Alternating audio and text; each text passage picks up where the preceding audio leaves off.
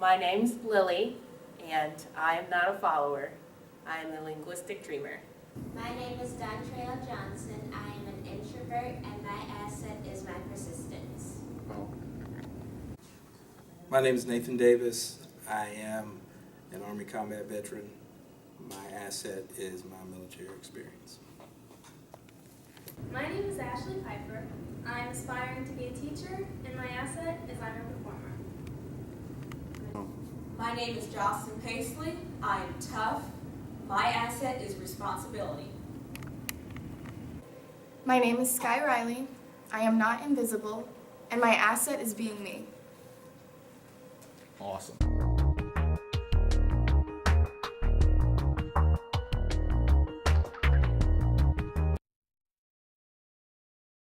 I really hate public speaking. It terrifies me. Before I walked up to this podium, I was thinking how much I would love to be anywhere else than up here. I get anxious, and then my hands start shaking. My leg twitches, and even sometimes my tongue feels like it's going numb. I'm hearing the speech with the understanding that responsibility is imperative to one's achievement of academic progression and career advancement. I cannot say where I would be in life if I did not make mature decisions and learn from my mistakes. It would be counterproductive to let working with less ambitious people bring me down. I know that my being disciplined will pay off in the end. When I graduate from Ivy Tech and embark on the journey in my chosen field, I will think about all my inner battles and say that responsibility was the ammunition that helped me win. As I stand up here in front of you today speaking, I'm still performing. Even though speaking is a little bit different, I still believe that the things I've learned in my years of performing will help me in this class. The first thing is practice. It may be cliche, but practice does in fact make perfect. Without practice, how could I expect to perform something that I can be proud of? As one of my guard instructors would always say, practice is your insurance. If I practice, I don't have to worry about doing well because I know that I will do well. It will help me accept that once I'm up here at this podium, that I'm not going anywhere until I master the skill of speaking.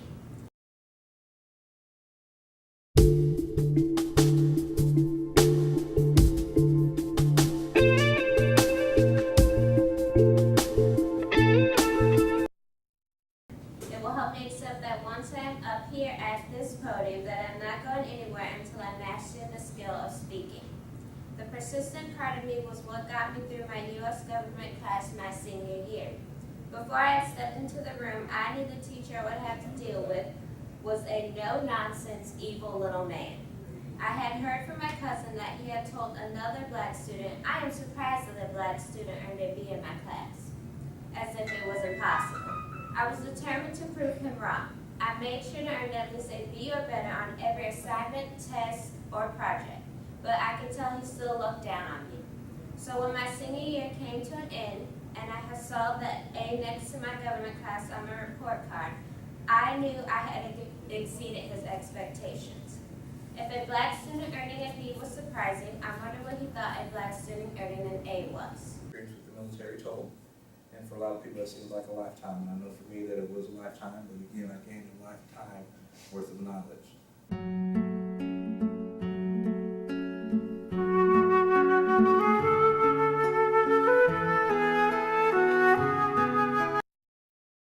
Of other people and where they come from. I think that it's important to be bilingual or multilingual, and I want to be the change that I discussed. So I decided to be a linguistic dreamer. I personally, I don't have the necessary foundation to even try and connect people like this because we don't sit down like this. Our input does not matter. If you don't like the grading system, if you don't like the way it works, that's just on you. You can leave the class or whatever.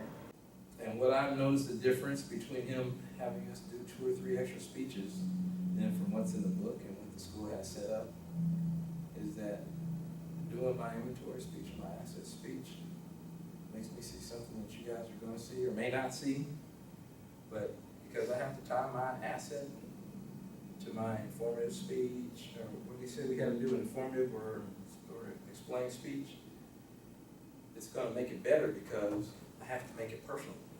So I have to include how it relates to my asset.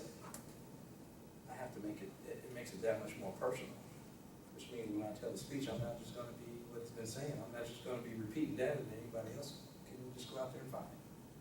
I'm gonna make it a part of it. In my past 4 or 5 years of college, I have not had any courses actually where I've been able to discuss controversial topics or my identity or my perception of what it's like to live in America, for example. So that was one thing that I did appreciate about taking this class, was that I didn't feel as though I had to cover up or reword what I was going to say. I could say something that might come across as controversial, and then the class would engage.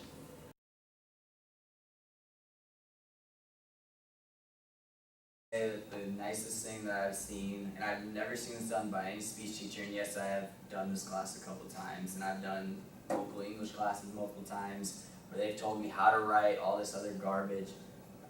He's the only professor that I've seen where he's actually done his work.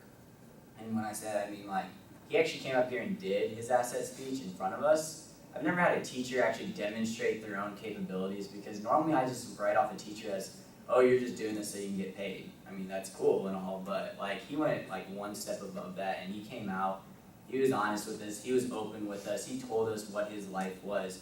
We knew his background, we knew his credentials, we knew him as more than just like the teacher, we knew him as capable of being our teacher. So I think that was my number one thing, was when he came in and he did his asset speech and he kind of showed us all up. He was like,